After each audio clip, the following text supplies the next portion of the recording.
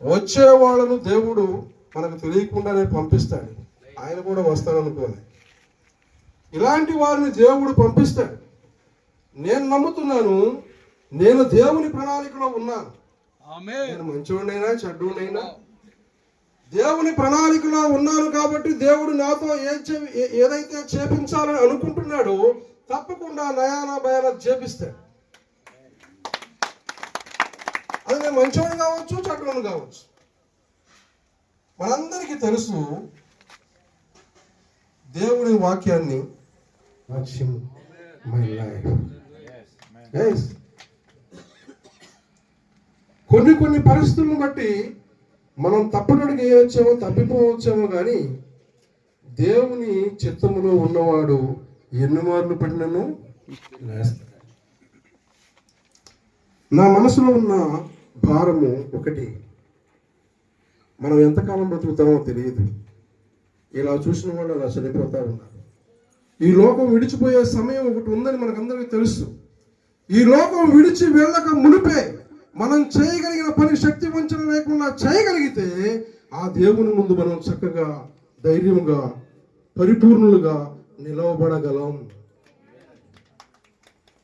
అది చేయటానికి మనం పురికొల్పబడాలి.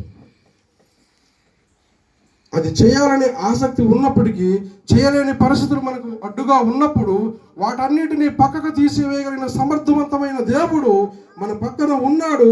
ఇటువంటి వారిని అనేకులు లేపుతాడు. విజయవంతంగా చేయవలసిన పనిని చేయడానికి దేవుడు సహాయం చేస్తాడు. ఆమేన్. కాబట్టి మనందరం కూడా ఒక మంచి తీర్మానం కలిగి పరిచర్యలో ముందుకు వెళ్ళగలిగితే దేవుడు చక్కగా మన కుటుంబాలను, మన పరిస్థితులన్నిటినీ అభివృద్ధి చేసి మనల్ని ఆశీర్వదించగలిగిన సమర్థం.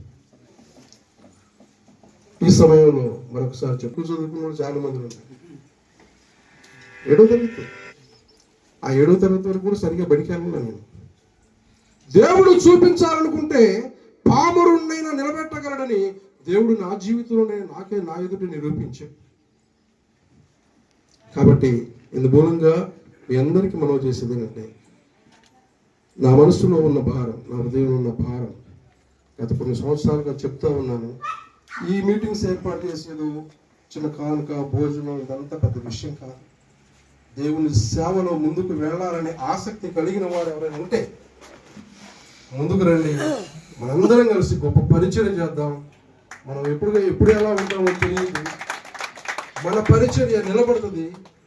గత కాలంలో మన పితరులు